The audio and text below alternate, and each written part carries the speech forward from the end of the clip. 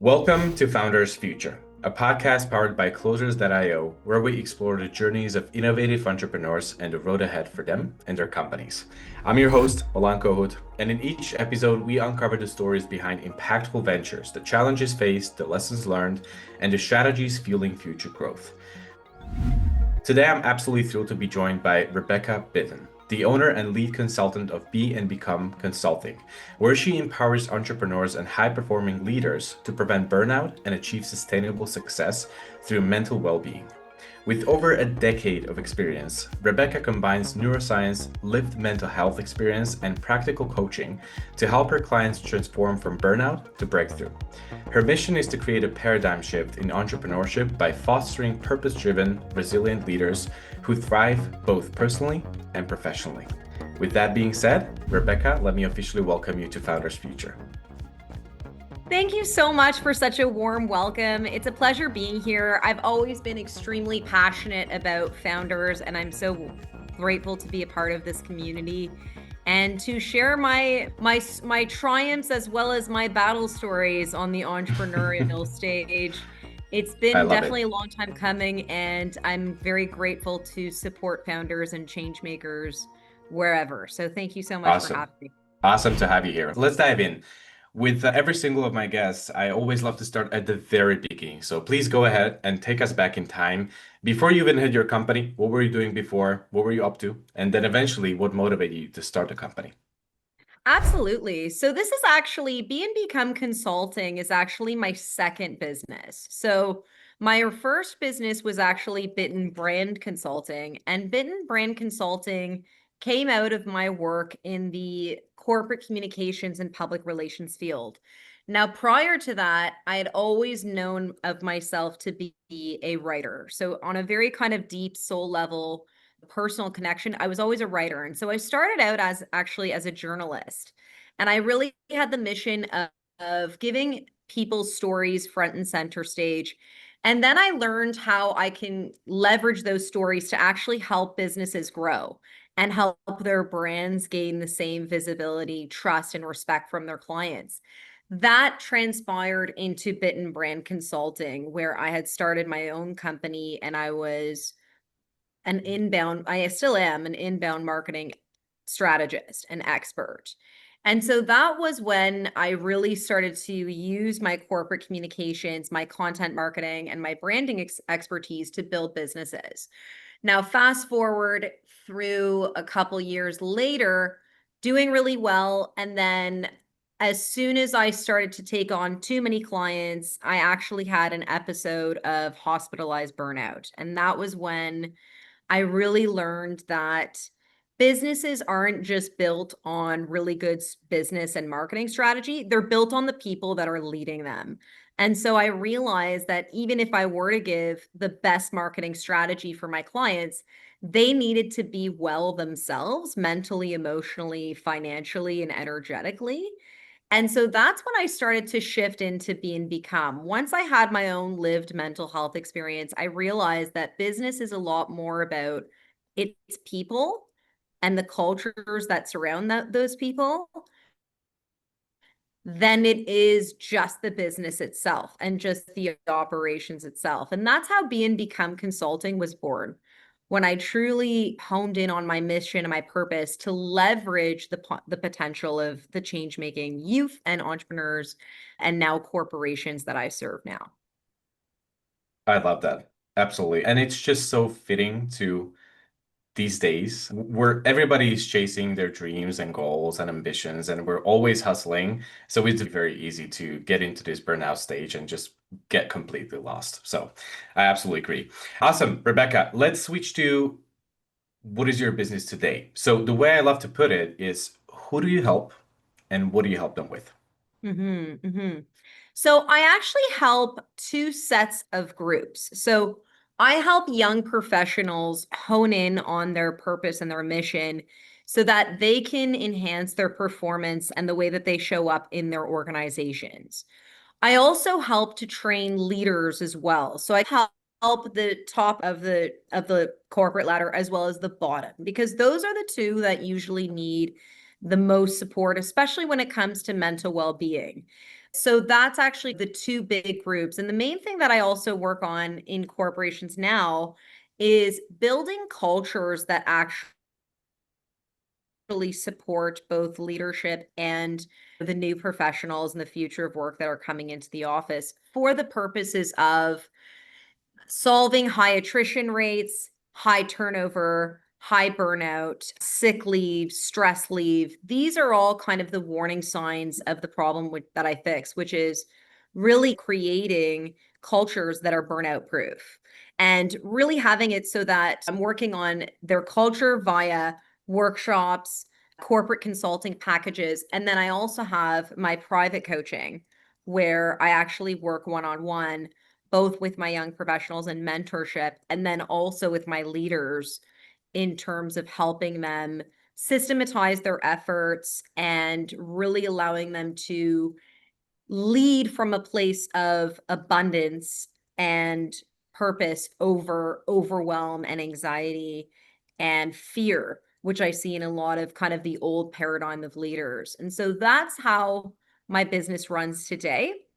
I also do a number of public speaking engagements where I actually talk about this notion of revolutionizing success from high performance, high burnout, high competition, high turnover to purpose, sustainability, mental health, and compassionate leadership.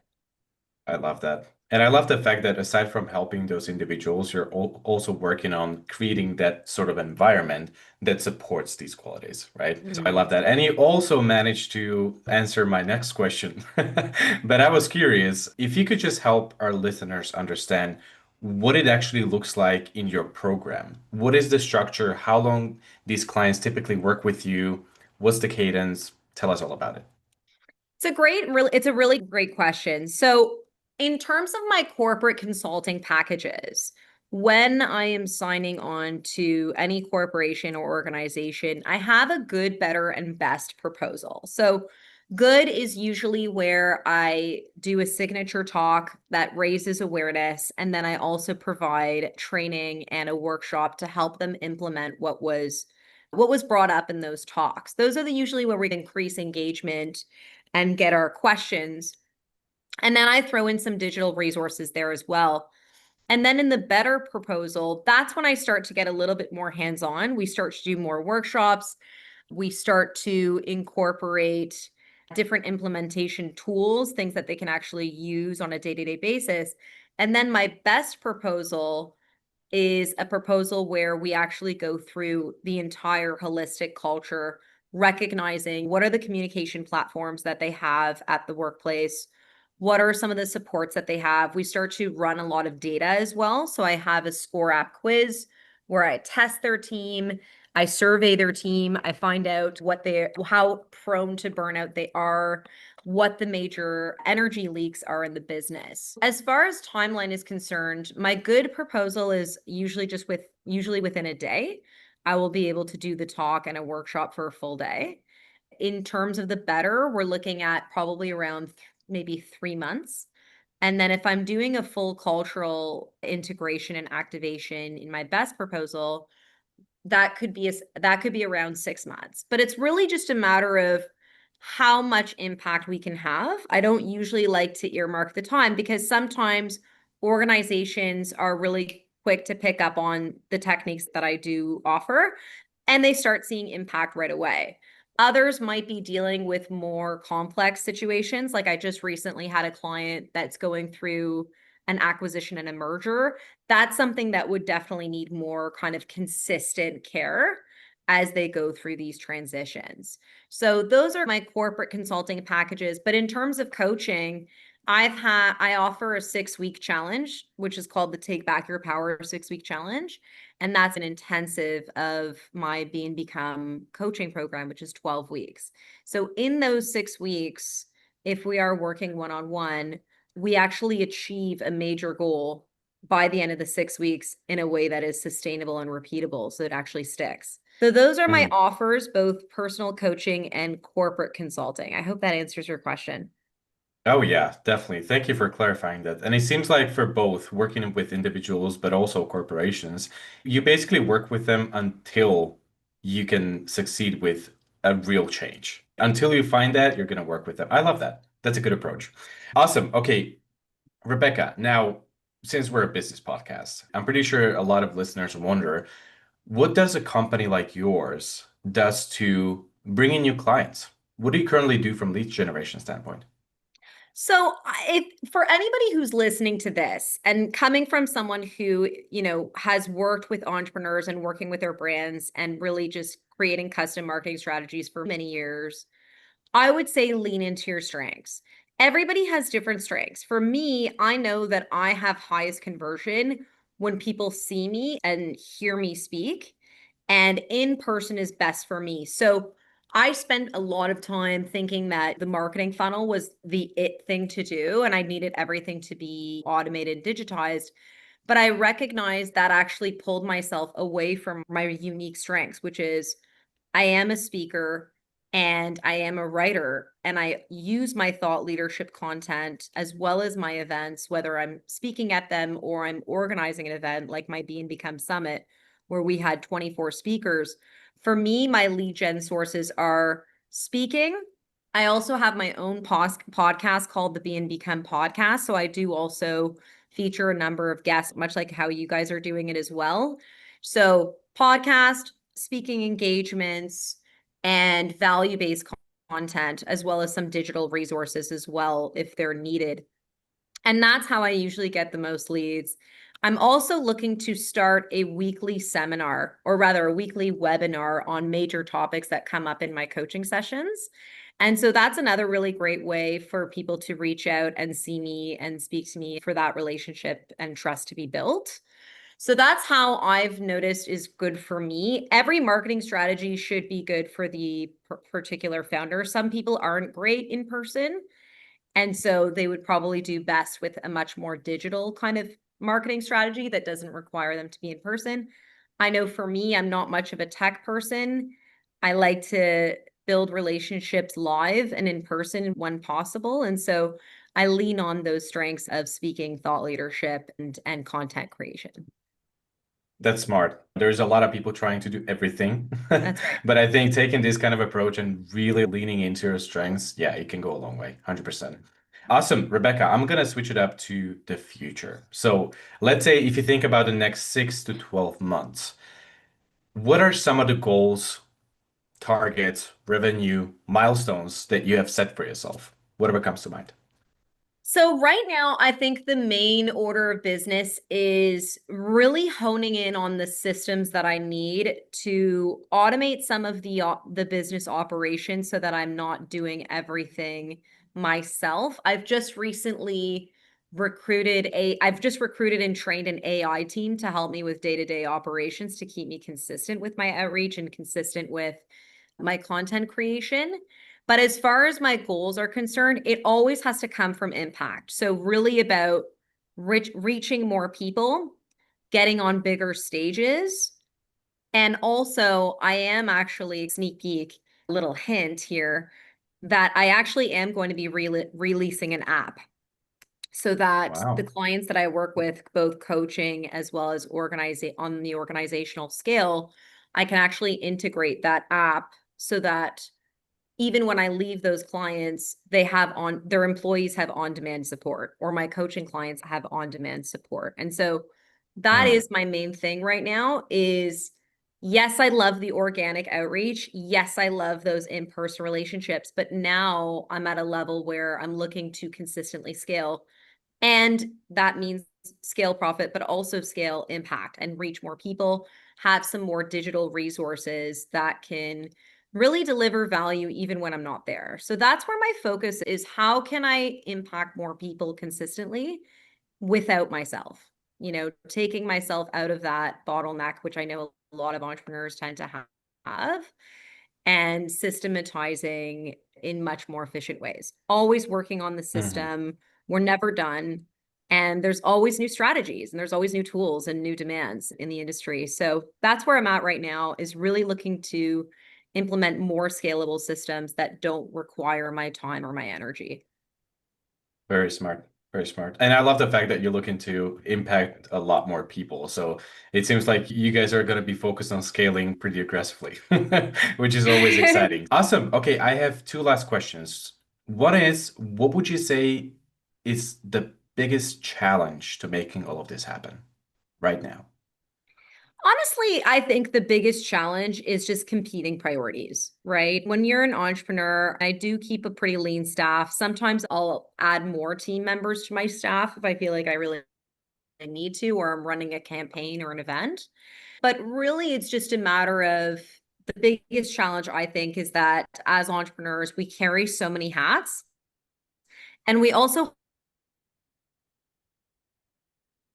have a And so work no matter what level you're on. And so I think that's the greatest challenge is recognizing I can't do everything at once. I can't be everywhere at once. And really looking at what are the biggest actions that I need to be making now that will move the needle the most. And sometimes that can breed a lot of indecision, overwhelm. We live in a very distracted world. So sometimes along my journey, I would see a different marketing strategy or another way that somebody's being successful, and I'll latch on to that. And so shiny object syndrome is a big thing. When I was going through my mental health experiences and burnout, I had recognized that I tied myself to, I tied my worth to what I could deliver for my clients, and that became very Mhm. toxic. And that was a challenge for me as well.